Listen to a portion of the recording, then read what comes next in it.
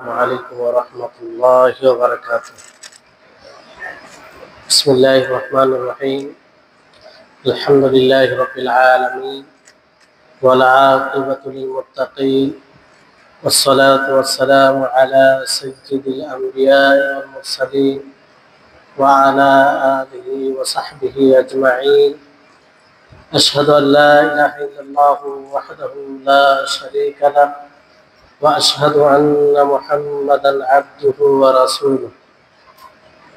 أما بعد فأعوذ بالله من الشيطان الرجيم. ومن يشاقق الرسول من بعد ما تبين له الهدى ويتبع غير سبيل المؤمنين نؤله ما تولى ونصله جهنم وساءت مصيرا. رب اشرح لي صدري ويسر لي أمري واحلل عقدة من لساني يفقهوا قولي رب زدني علما رب زدني علما. সম্মানিত আজকের এই আলোচনা মাহফিলে উপস্থিত সুপ্রিয় ভাই সকল, প্রশংসা মাত্র এই মহা করুণাময়ের জন্য যিনি আমাদের সকলকে ঈশা সালাত জামাতে পড়ার তৌফিক দান করেছেন। তারপরে পরে ক্বাল আল্লাহ ক্বাল রাসূলের মাহফিলে উপস্থিত হওয়ার তৌফিক দিয়েছেন। তারপরে আমাদের সকলের প্রাণ প্রিয় নবী করিম মুহাম্মদ মুস্তাফা সাল্লাল্লাহু আলাইহি ওয়াসাল্লাম, ওনার উপরে অসংখ্য শান্তি ধারা বর্ষিত হোক। আল্লাহুম্মা সাল্লি আলাইহি আল্লাহুম্মা বারিক আলাইহি। সম্মানিত উপস্থিতিগণ, আজকে আপনাদের সম্মুখে সংক্ষিপ্ত সময়ে যে বিষয়টি উপস্থাপন করব সেটি হচ্ছে হকের মাপকাঠি। হক কোনটা এবং বাতিল কি জিনিস। প্রায় লোকে একটা দ্বিধায় রয়েছে যে হক কোনটা। অনেক মানুষ এই কারণে ইসলাম থেকে দূরে চলে যায় যে অমুক আলেম এই বলছে আর অমুক আলেম এই বলছে, অমুক দল এটা বলছে, অমুক দল এটা বলছে, বিভিন্ন রকম দ্বিমত। এই এর মাঝে যারা সাধারণ মানুষ তারা বড় সমস্যায় পড়ে যায়, দ্বিধায় পড়ে যায় যে কোনটাকে আমরা হক বলে মানব, কোনটাকে আমরা ইসলামের অংশ ভাববো আর কোনটা বাতিল। তো এই বিষয়ে আল্লাহর নবী মুহাম্মদ সাল্লাল্লাহু আলাইহি সাল্লাম হকের যে মাপকাঠি দিয়েছেন সেই মাপকাঠিগুলো তুলে ধরবেন, যা আমাদেরকে রাসূলের গাইড, রাসূল যেভাবে আমাদেরকে গাইড করেছেন, আমাদের মাঝে যে দ্বিমত হচ্ছে এটা দেখে আশ্চর্য হওয়ার কোনো বিষয় নয়। আল্লাহর নবী আজ থেকে প্রায় 1450 বছর আগে ভবিষ্যবাণী করেছেন যে আমার উম্মতের মধ্যে বিভক্তি হবে। আর আল্লাহর নবীর কথা, তিনি তো ওহী ছাড়া কোনো কথা বলেন, তার মানে হবেই হবে, এতে কোনো প্রকার সন্দেহ নেই।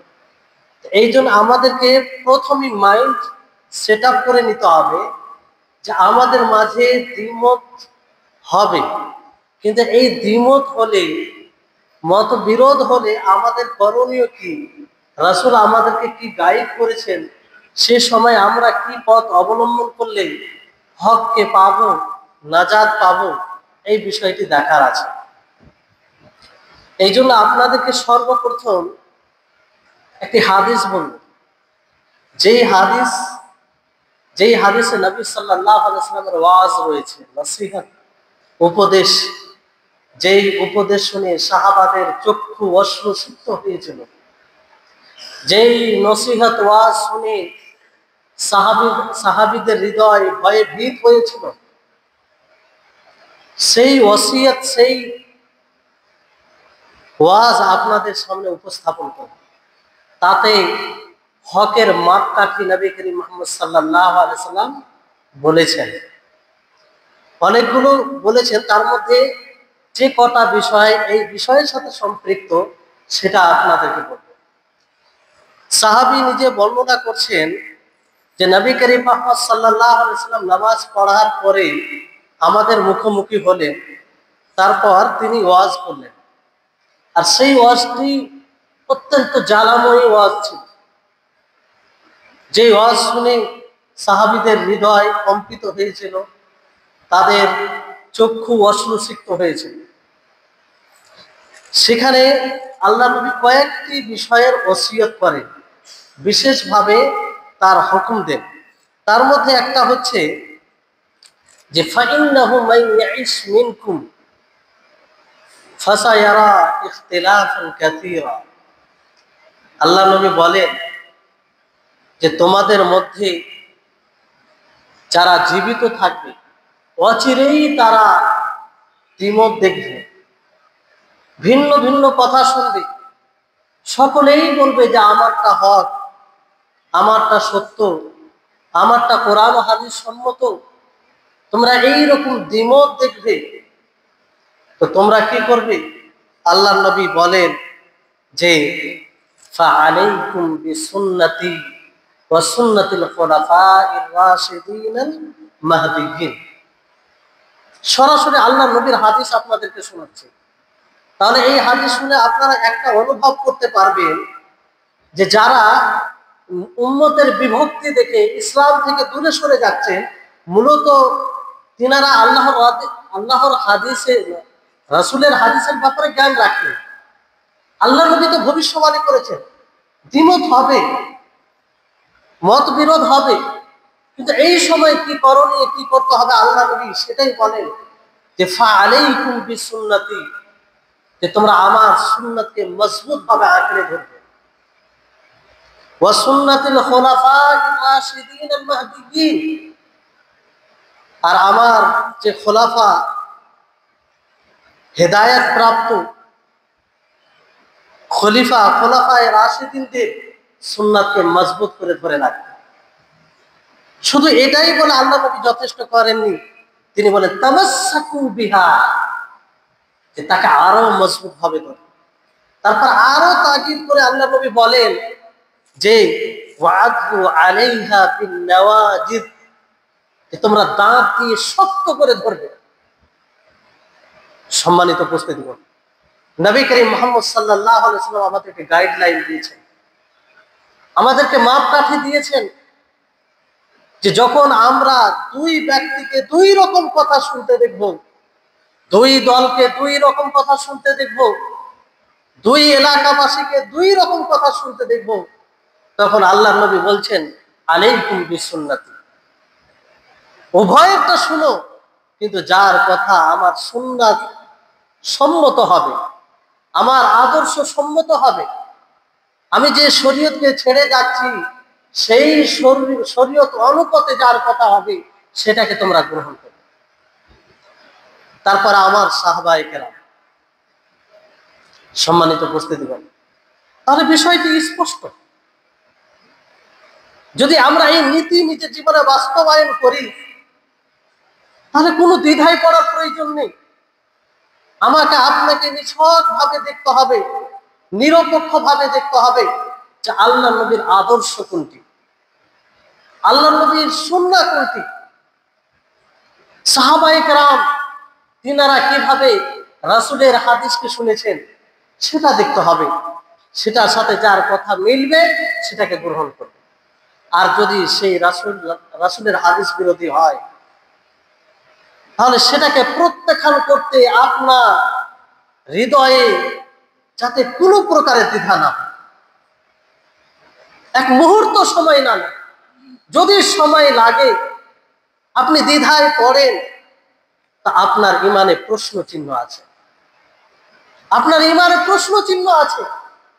আপনি রাসূলের হাদিসের উপরে পরিপূর্ণভাবে বিশ্বাস রাখতে পারেননি, রাসূলের গাইডলাইনকে নিতে পারেননি, রাসূল যে হকের একটা মাপকাঠি দিয়ে গেছেন সেটাকে বুঝতে পারেননি। সম্মানিত উপস্থিতিগণ, এই হাদিসটি বর্তমান সময়ে বোঝার অত্যন্ত প্রয়োজন আছে, প্রবল প্রয়োজন আছে। যে রাসূল সাল্লাল্লাহু আলাইহি ওয়াসাল্লাম তিনি স্পষ্ট ভাবে বলেন যে দ্বিমত হলে তোমরা আবার সুন্নাতকে মজবুত করে ধরবে, নিরপেক্ষ ভাবে দেখবে যে আমার সুন্নাহ অনুযায়ী কার কথা। সম্মানিত উপস্থিতিগণ, তারপরে নবী করিম মুহাম্মদ সাল্লাল্লাহু আলাইহি সাল্লাম সাহাবাদের কথা আপনাকে নিতেই হবে। কোরআন হাদিস সেটা মূল কথায় আলোচনা আসবে যে কোরআন হাদিসকে বুঝতে হলে সাহাবাদের বুঝ অনুযায়ী বুঝতে হবে, নচেত আপনি পথভ্রষ্ট হবেন, বুঝতে পারবেন আপনারা।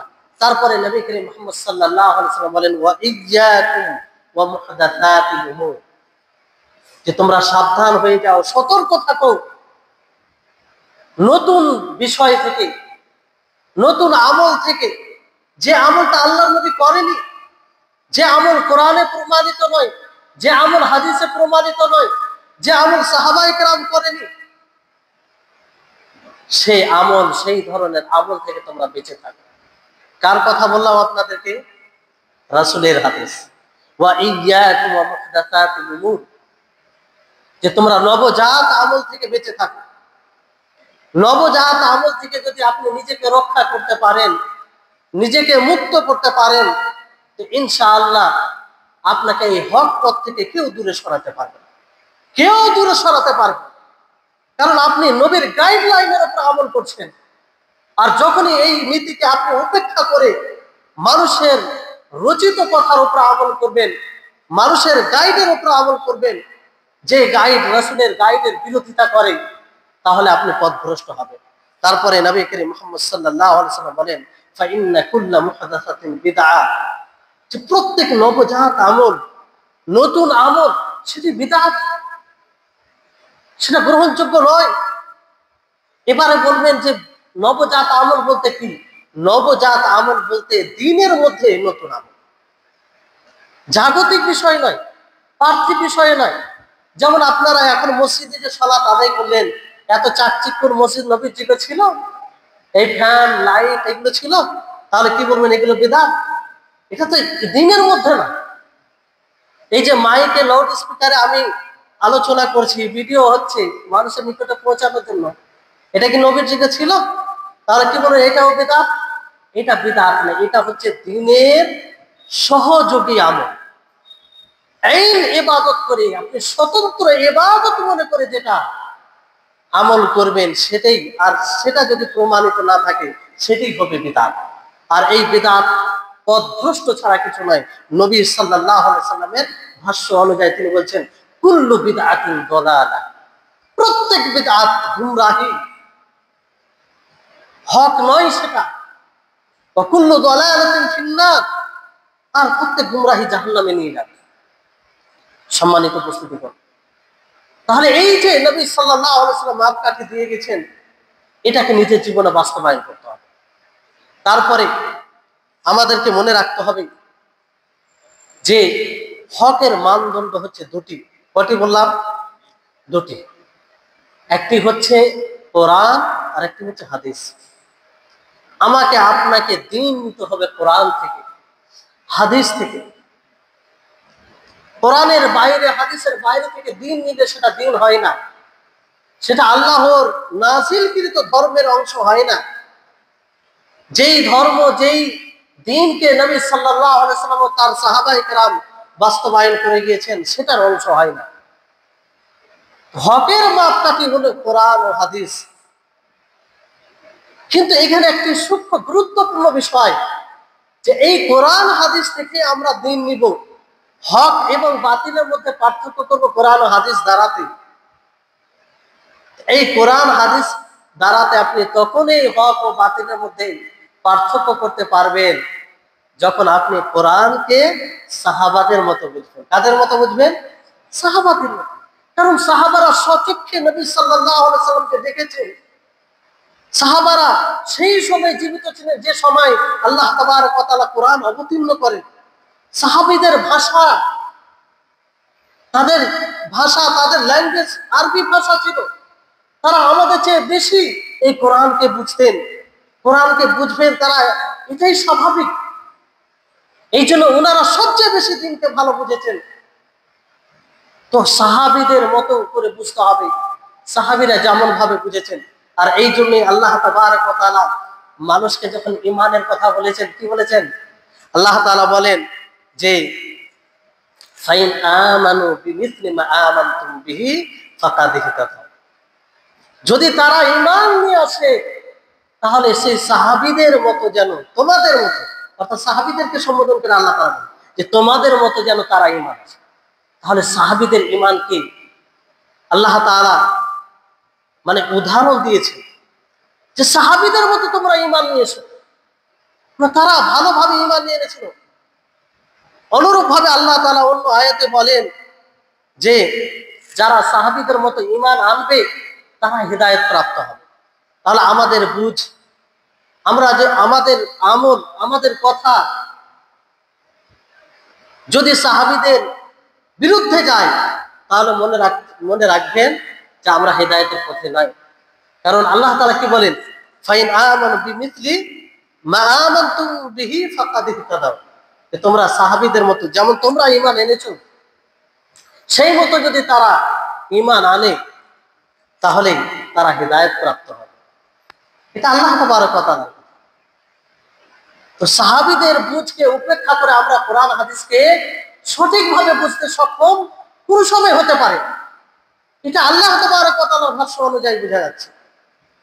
সম্মানিত উপস্থিতিগণ, এই জন্য আল্লাহ তাবারক ওয়া তাআলা আরেকটি আয়াতে বলেন ওয়া মান ইউশাকিকির রাসূলা মিন বা'দি মা তাবায়্যানা লাহুল হুদা ওয়া ইয়াত্তাবি' গায়রা সাবিলিল মুমিনিনা নুআল্লিহি মা তাওয়াল্লা ওয়া নুসলিহি জাহান্নামা ওয়া সাআত মাসীরা।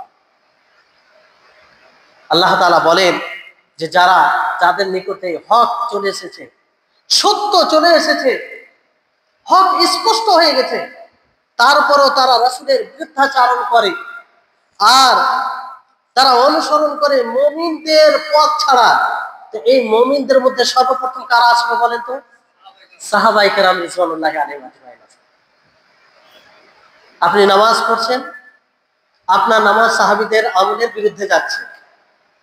আপনি এমন আকীদা পোষণ করছেন যে আকীদা সাহাবীদের ছিল না, তার মানে কি আপনি মুমিনদের পথ ছাড়া অন্য পথ অবলম্বন করছেন। এতে এই ধরনের অনুসরণ করতে গেলে পরিণাম কি হবে? আল্লাহ তাআলা বলছেন নুআল্লিহি মা তাওয়াল্লা ওয়া নুসলিহি জাহান্নামা ওয়া সাআত মাসীরা। এটা কঠোর ধর্ম, ওয়াঈদ। আল্লাহ তাআলা বলেন যে আমি তাকে সেদিকে ঘুরিয়ে দেব যেদিকে সে ঘুরবে, যেদিকে সে যাবে, আর তার জন্য কঠিন মন্দ ঠিকানা রয়েছে। সম্মানিত উপস্থিতিগণ, তাহলে এখান থেকে স্পষ্ট হচ্ছে যে কোরআন হাদিস বুঝতে হবে সাহাবীদের মতো। এই কথাটা কেন বলছি? যে আজকে যতগুলো পথভ্রষ্ট দল আছে, এমনকি ইসলাম পরিপন্থী আমল করে, যে অন্যায় সবচেয়ে বড় অন্যায়, সে অন্যায় করে মানুষ কোরআন থেকে দলিল দেয়। কোথা থেকে দলিল দেয়? কোরআন থেকে দলিল দেয়। শিরক করে, কবরে গিয়ে সাজদা করে, মানত করে অন্য কারোর জন্য, আল্লাহ ব্যতীত অন্য কারোর জন্য মানত করে, আর বলে, দেখবেন তাদেরকে যখন জিজ্ঞাসা করবেন এটা কোরআনে আছে, কোরআনে আয়াত দিয়ে তারা দলিল দিবে। তো এই দলিল কি সঠিক? এরকম ভাবে কি সাহাবায়ে কেরাম বুঝেছিলেন? বুঝেননি। এই জন্য সাহাবীরা যেভাবে কোরআন হাদিসকে বুঝেছেন সেইভাবে আমাদেরকে বুঝতে হবে। তারপরে আরেকটি বিষয়, আরেকটি হাদিস আপনাদেরকে বলি, যেটা আরো আপনাদের জন্য স্পষ্ট করে দিবে, মানে আর দ্বিধায় সংকোচে আশ্চর্যজনক অবস্থায় থাকবেন না। আল্লাহ নবী একটি হাদিসে বলেন যে ইফতারাকাতিল ইয়াহুদু আলা 71 ফিরকা, যে ইহুদি তারা 71 দলে বিভক্ত হয়েছে। কত দলে? 71 দলে বিভক্ত হয়েছে। ওয়াফতারাকাতিন নাসারা আলা 72 ফিরকা, আর নাসারা খ্রিস্টান তারা 72 দলে বিভক্ত হয়েছে। কত দলে? 72 দলে। ওয়াসাতাফতারিকু হাদিহিল উম্মাহ আলা 73 ফিরকা। আল্লাহ নবী বলছেন যে এই উম্মতে মুহাম্মাদিয়া তারা 73 দলে বিভক্ত হবে। কত দলে? 73 দলে। আল্লাহ নবী বলে কুল্লুহা ফিন্নার ইল্লা ওয়াহিদ, সমস্ত দল জাহান্নামে যাবে সমস্ত দলের ঠিকানা জাহান্নাম হবে, কিন্তু একটি দল সেটা নাজাত প্রাপ্ত হবে, তারা সফল হবে, তারা আল্লাহর নৈকট্য প্রাপ্ত বান্দা হবে। তাদের জন্য আল্লাহ তাবারক ওয়া তাআলা সেই জান্নাত, যেখানে আরাম, যেখানে সবকিছু রয়েছে, সেই জান্নাত তৈরি করে রেখেছে। সম্মানিত উপস্থিতি, এই হাদিসটা শুনে আপনাদের মনের মতো অনুভূতিটা কেমন হচ্ছে বলুন? হৃদয়ে কম্পন আসছে কি আসে না? ভয় আসছে কি আসে না? যদি আপনি এই হাদিসটি উপলব্ধি করে থাকেন, আল্লাহ বলছি, আপনার হৃদয়ে কম্পন আসবে, আপনি ভয়ে ভীত হবেন। আল্লাহ নবী বলছেন যে আমার উম্মত ৭৩ দলে বিভক্ত হবে, ৭২টি দল জাহান্নামে যাবে। আল্লাহুল মুস্তাআন, আল্লাহ যেন আমাদের হেফাজত করে, কোনোভাবেই যেন সেই ৭২ দলে না হই। কিন্তু আমাদের জীবন, আমাদের চিন্তাধারা, আমাদের আমল এই হাদিসকে সিরিয়াস নিতে পারেনি। আমরা যে আমল করে আসি বাপদাদার কাল থেকে, বাপদাদাকে যে আমল করতে দেখি, সমাজকে যেভাবে আমল করতে দেখি, প্রিয় মানুষদেরকে যেভাবে আমল করতে দেখি, সেভাবে আমল করি, আর মনে ভাবি আমল তো করছে, কি আছে আসলে? তাহলে আল্লাহ নবীর এই হাদিস বলার উদ্দেশ্য কি? সতর্ক করার কারণ কি? আল্লাহ নবী এইভাবে তাগিদ করে যে বলেন যে কুল্লুহা ফিন্নার ইল্লা ওয়াহিদা, যে ৭২টি দল জাহান্নামে যাবে, শুধু একটি দল। আল্লাহ নবী সেই দলের নাম বেঁধে দিয়েছেন, কোন দলের নাম বাঁধেন, কোন দলের নাম বাঁধেন। আল্লাহ তাআলা একটা মাপ কাঠি দিবেন, গাইডলাইন দিবেন, যে গাইডলাইন অনুযায়ী চললে আপনি সেই হককে পাবেন, সেই নাজাত প্রাপ্ত দলের অন্তর্ভুক্ত পাবেন, সেই জান্নাতীদের অন্তর্ভুক্ত হবেন, তাদের অন্তর্ভুক্ত হবেন যাদের ব্যাপারে ফেসলা করা হবে যে তারা জান্নাত। আল্লাহ নবী কি বলেন? নবী করিম মুহাম্মদ সাল্লাল্লাহু আলাইহি ওয়াসাল্লাম এই কথা যখন বলেন, আমাদের মতো সাহাবায়ে কেরাম ছিলেন না যে শুনলাম আছে। সাহাবায়ে কেরাম বিচলিত হয়ে গেলেন। সাহাবায়ে কেরাম নবীকে জিজ্ঞাসা করলেন যে মান হিয়া ইয়া রাসূলুল্লাহ, হে রাসূল, সেই দলটি কে? নাজাত প্রাপ্ত দলটি কে? তাদের কি বৈশিষ্ট্য হবে, কি গুণ হবে তাদের মধ্যে? আল্লাহ নবী বলেন মান কানা আলা মিসলি মা আনা আলাইহি ওয়া আসহাবি, সেই দলটি তারা হবে যারা আমার পদ্ধতির উপরে, আমার আদর্শের উপরে, আমার সুন্নাহর উপরে এবং আমার সাহাবায়ে কেরাম যে সুন্নাহর উপরে রয়েছে তার উপরে যারা থাকে। এটা হচ্ছে মাপকাঠি, এটা হচ্ছে তারাজু, মানে যার দ্বারা ওজন করা হয়, ব্যালেন্স রাখা হয়, তাকে কতটা দিবেন ঠিক বুঝতে পারবেন। এটা হচ্ছে মাপকাঠি। আপনার নিরপেক্ষভাবে এই জুমলাটি, এই বাক্যটি আপনি আপনার ব্রেনে উপস্থিত রাখবেন সদা সর্বদা, মৃত্যু পর্যন্ত। তাহলে এই বাক্য আপনার মাযহাবী তাআসসুব, মাযহাবী পক্ষপাতিত্ব, সামাজিক পক্ষপাতিত্ব, এলাকায় পক্ষপাতিত্ব, শাইখের ভক্তি সবকিছু বের করে দেবে যদি এই বাক্যটি আপনি নিজের ব্রেনে উপস্থিত রাখেন। আল্লাহ নবী মাপকাঠি দিয়ে গেলেন, সেটা হচ্ছে যে যেই পথে আমি এবং আমার সাহাবায়ে কেরাম রয়েছে। তাহলে বিষয়টি দেখতে হবে, আমি যেই আমল করি না কেন, যেই নীতির উপরে থাকি না কেন, সেটা নবীর আদর্শের সাথে মিলছে কিনা, সেইভাবে সাহাবায়ে কেরাম আমল করেছে কিনা, এটা দেখার বিষয়। যদি মিলে যায় আলহামদুলিল্লাহ, আর যদি না মিলে তাহলে সেই রীতিনীতি, সেই আমল যারই হোক না কেন, কোনো ইমামের হোক না কেন, কোনো আলেমের হোক না কেন, কোনো সমাজের হোক না কেন, কোনো প্রিয় মানুষের হোক না কেন, কোনো বড় পণ্ডিতের হোক না কেন, সেটাকে ছুঁড়ে ফেলবেন, সেটাকে ছুঁড়ে ফেলবেন। আর আমাদের সালাফে সালেহিন, পূর্বের যিনারা সৎ মানুষ হত হয়ে গেছে, তারা এটাই করেছেন। সম্মানিত উপস্থিতিগণ, তাহলে হকের মাপকাঠি আপনারা দুটি শুনলেন, কোরআন ও হাদিস। আর এই কোরআন ও হাদিসকে কিভাবে বুঝবেন? সাহাবায়ে কেরাম রিজওয়ানুল্লাহি আলাইহিম আজমাইন তিনারা যেভাবে বুঝেছিলেন সেভাবে বুঝবেন। বিষয়টি প্রশস্ত, আপনাদেরকে খুব সংক্ষিপ্ত ভাবে বলছি। এবার আসুন, এর বিপক্ষে যারা বাতিলপন্থী, যারা প্রবৃত্তির অনুসরণকারী, যারা স্বার্থন্বেষী, যারা দুনিয়া অর্জন করতে চায়, যারা ইসলামকে নিজের স্বার্থের উপরে ব্যবহার করে, তারা এই দুটি মাপকাঠিকে, হকের মাপকাঠিকে উপেক্ষা করে তারা নিজে কিছু মাপকাঠি বানিয়েছে। সংক্ষিপ্ত ভাবে আপনাদেরকে বলে যাবে। যেমন একটি মাপকাঠি বানিয়েছে যে স্বপ্ন, ভালো স্বপ্ন, ভালো স্বপ্ন হলে সেটা দলিল হিসেবে গ্রহণ করেছে।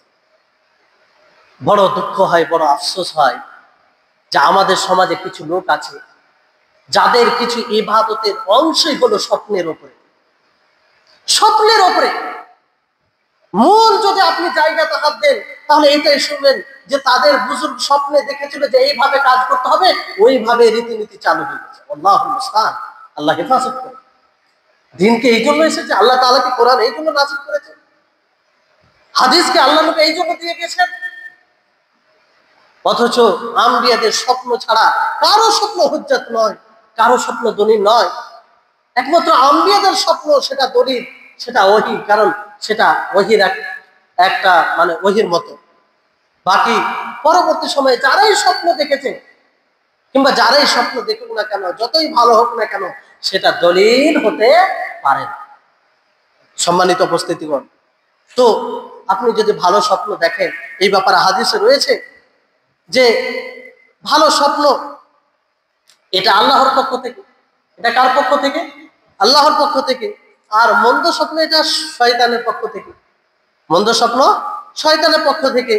তো যে ব্যক্তি এমন কিছু দেখবে স্বপ্নে যেটা অপছন্দনীয়, যেটা অপছন্দনীয়, তাহলে তাকে কি করতে হবে? বাম দিকে থুতু করতে হবে, বাম দিকে থুতু করতে হবে এবং শয়তান থেকে আল্লাহর আশ্রয় চাইতে হবে। আর তাকে মনে এই ভাবনা দিতে হবে যে এই স্বপ্ন তার কোনো ক্ষতি করতে পারবে না, তার কোনো উপকার করতে পারবে। বুঝতে পারলেন? আর যদি ভালো স্বপ্ন দেখে তাহলে মনে করবে সে মানে তার জন্য ভালোই রয়েছে, এটা ভালো না করতে। বুঝতে পেরেছেন? বাস এতটুকু যে আপনি যদি ভালো স্বপ্ন দেখেন তাহলে আপনি ভালো ধারণা নিতে পারেন, কিন্তু সেটা দ্বারা আপনি কোনো আমলের ভিত্তি দিতে পারেন, কোনো আমলের ভিত্তি দিতে পারেন। বুঝতে পারলেন? তো স্বপ্ন কোনোদিন দলিল হয়। অনেকেই দেখবেন যে এসে বলে যে আমি নবীকে স্বপ্নে দেখেছি, নবী এসে আমাকে এটা বলে। হাদিসে এটা আছে যে নবী সাল্লাল্লাহু আলাইহি সাল্লামের স্বপ্ন, নবী সাল্লাল্লাহু আলাইহি সাল্লাম স্বপ্নে আসে, স্বপ্নে দেখতে পাবে, এটা বাস্তব। যেমন নবী সাল্লাল্লাহু আলাইহি সাল্লাম বলেন, মান রাআনি ফিল মানামি ফাকাদ রাআনি, যে ব্যক্তি স্বপ্নে আমাকে দেখবে মূলত সে আমাকে দেখবে। কাকে দেখলো? আমাকে দেখলো। আল্লাহ নবী বলছেন ফাইন্নাশ শাইতানা লা ইয়াতামাসসালু বি, কারণ শয়তান আমার রূপ ধারণ করতে পারে। এখানে ভালো করে সবাই মনোযোগ দিয়ে শুনবেন, খুব একটি সূক্ষ্ম বিষয় আছে। আর এই হাদিসকে সামনে রেখে মানুষ বিভ্রান্তিকর কথা বলে। এই হাদিসে নবী করিম মুহাম্মদ সাল্লাল্লাহু আলাইহি সাল্লাম এটা বলেছেন যে আমাকে স্বপ্নে দেখবে মূলত সে আমাকে দেখবে, আর শয়তান আমার রূপ ধারণ করতে পারে। কিন্তু আল্লাহ নবী এই কথা বলেননি যে শয়তান মিথ্যা করে বলবে না যে আমি নবী সাল্লাল্লাহু আলাইহি সাল্লাম, এই কথা বলেছেন? এই কথা বলেন, বরং আল্লাহ নবী বলেছেন যে আমার রূপ ধারণ করতে পারবে, আমার রূপ ধারণ করতে পারবেন। মানে আল্লাহ নবী যে শরীরের গঠন ছিল, আল্লাহ নবী যেমন ছিল সেই রকম শয়তান রূপ নিতে পারবে না, কিন্তু শয়তান মিথ্যা দিয়ে বলতে পারবে অন্য রূপ ধারণ করে যে আমি নবী। বুঝতে পেরেছেন?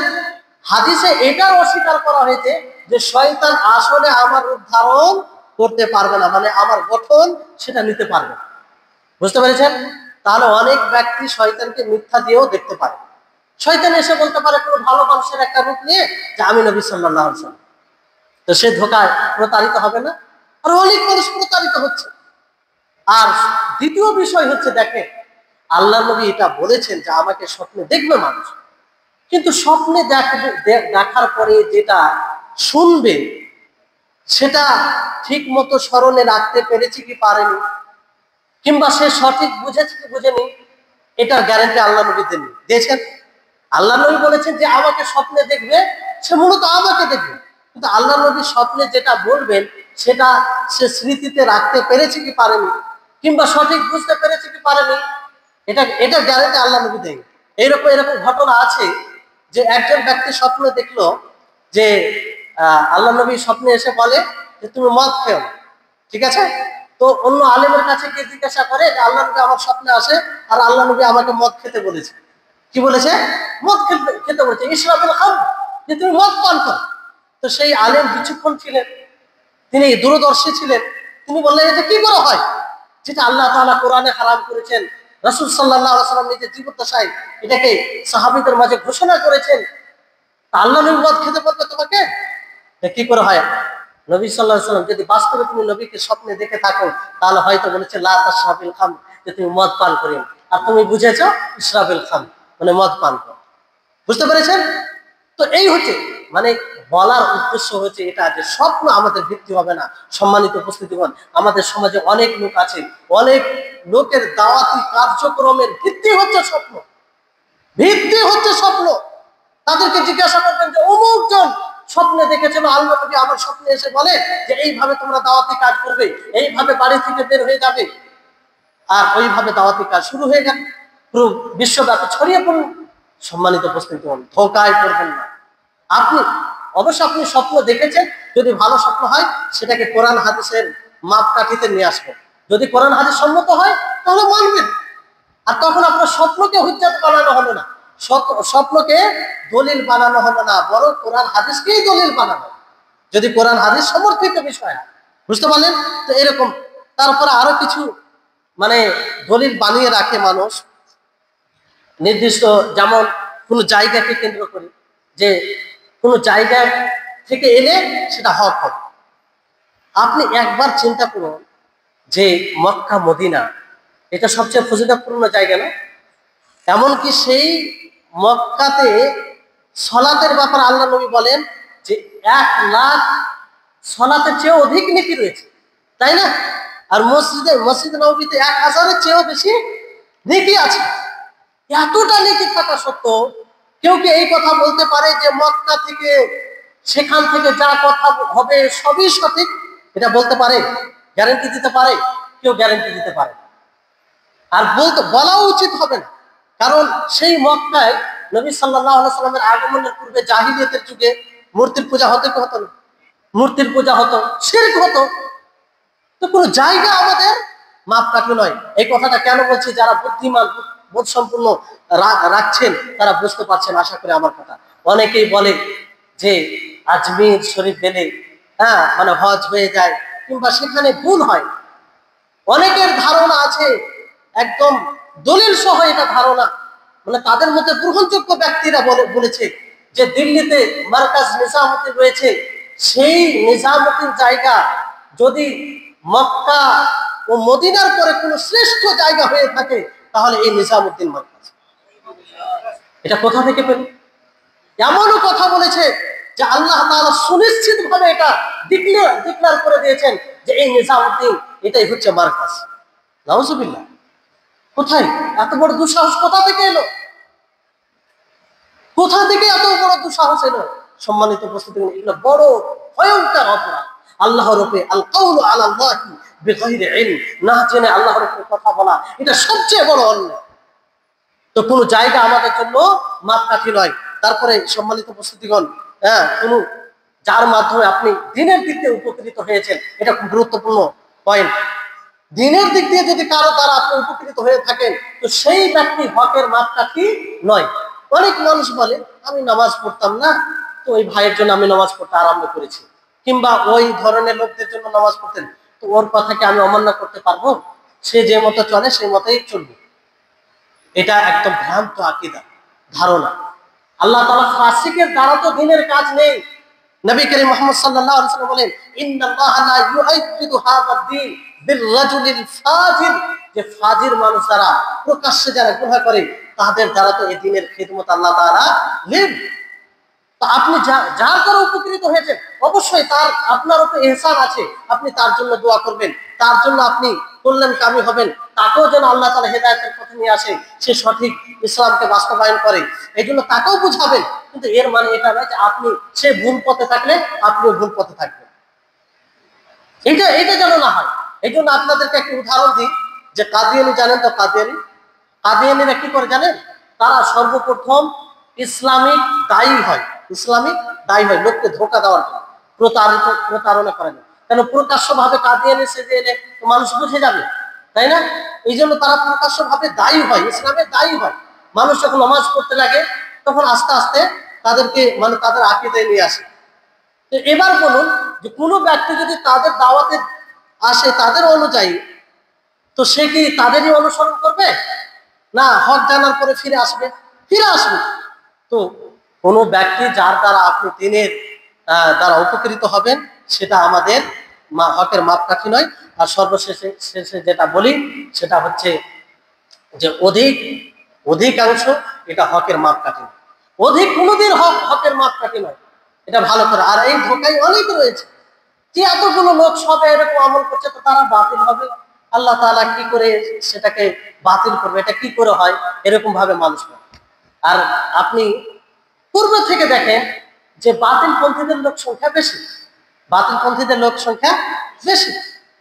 এই জন্য আল্লাহ তাআলা নবী সাল্লাল্লাহু আলাইহি ওয়াসাল্লামকে সম্বোধন করে বলেন, ওয়াইন তুতি আকতারা মান ফিল আরদি ইউদিল্লুকা আন সাবিলিল্লাহ। আল্লাহ তাআলা নবীকে বলেন যে হে নবী, আপনি যদি অধিকের অনুসরণ করেন, অধিকের কথা মেনে চলেন, তাহলে আপনি সঠিক পথ থেকে বের হয়ে যাবেন। বুঝতে পারলেন? কাকে সম্বোধন করছেন?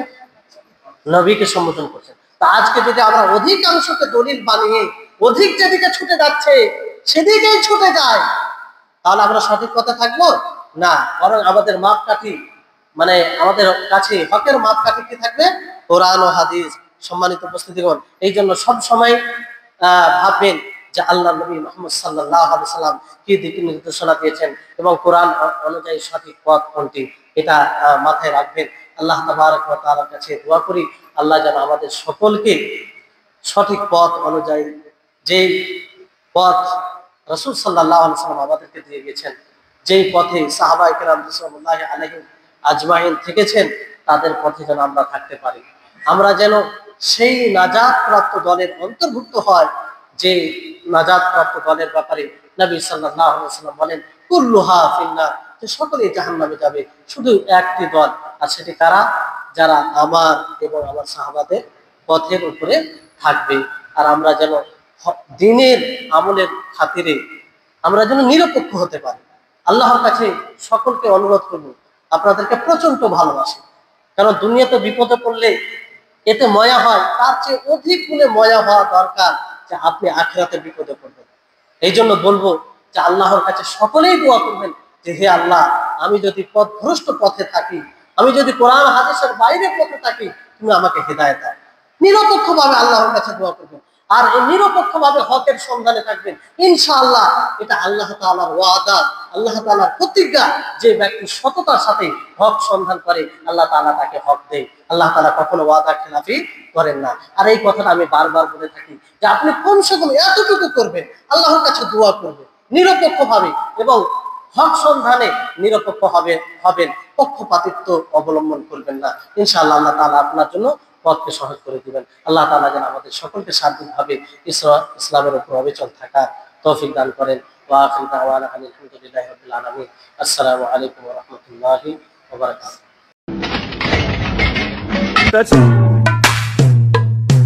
Hey.